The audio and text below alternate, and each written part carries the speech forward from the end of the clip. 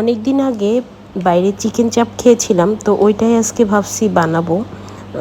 দেখি ট্রাই করে কেমন হয়। এর আগে অবশ্য একদিন বানিয়েছিলাম, তো ওইটাই মাথায় রেখে আমি বেঙ্গল মিট থেকে রানের মাংস, মুরগির রানের মাংসগুলো এরকম ছাড়ানো পাওয়া যায়, ওইটাই নিয়ে এসেছিলাম। ওইটা একটু এখন ম্যারিনেট করে নিব। আসলে ঘুম থেকে উঠে এখন একটাই চিন্তা মাথায় বেশি ঘুরে যে ইফতারিতে কি বানাবো, যেহেতু আমরা ইফতারিতে খেয়ে আর রাত্রে খাই না, একবারে সিয়ারি করি। এই জন্য একটু ভারী খাবার আমাদের বাসায় লাগে। তো আমি এখানে একটু মশলা ম্যারিনেট করে নিচ্ছি। আদা, রসুন, হলুদের গুঁড়া, মরিচের গুঁড়া, ধনিয়া গুঁড়া, জিরা গুঁড়া, আর এখানে সয়া সস, টমেটো সস দিয়ে এর মধ্যে একটু টক দই দিব, দিয়ে ভালো করে মিক্সড করে নিব। এই মশলাটা আমার মনে হয় আলাদা বাটিতে মিক্সড করে নিলে যে কোনো রান্নায় মশলাটা খুব ভালোভাবে তরকারিতে মিশে যায় যদি এইভাবে মিক্সড করে নেওয়া যায়। তো আমি যেহেতু এখন ম্যারিনেট করব, তো ভাবলাম আগে এরকম সুন্দর করে মিক্সড করে নিই।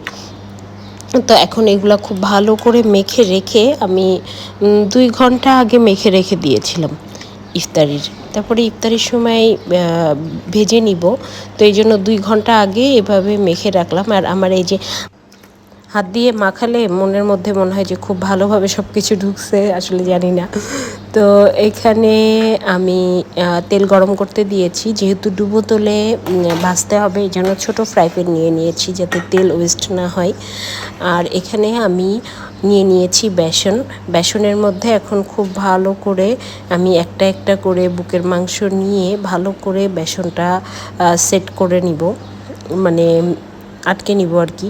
এই যে এভাবে চেপে চেপে যতটুকু আর কি মুরগির মাংসটার সাথে লেগে যায়, আর এইভাবে পরেরগুলা এরকম ঝেড়ে নিব, নিয়ে এই যে ভাজতে দিয়ে দিলাম। আসলে আমার মনে হয় ইফতারি বানাতে যত আগেই আসি, ইফতারির টাইমটা তাড়াহুড়া থাকেই।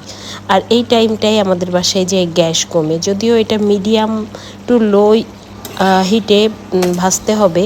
তো আমি পরে আবার ইন্ডাকশনও ধরিয়ে নিয়েছিলাম, যেহেতু গ্যাস কমে গেছে দেরি হয়ে যাবে। আর এই পাশে রায়তাও বানিয়ে নিয়েছিলাম, রায়তা শসা দিয়ে আর ধনিয়া পাতা, কাঁচামরিচ দিয়ে, টক দই দিয়ে, তেল দিয়ে ভালো করে মেখে নিচ্ছিলাম।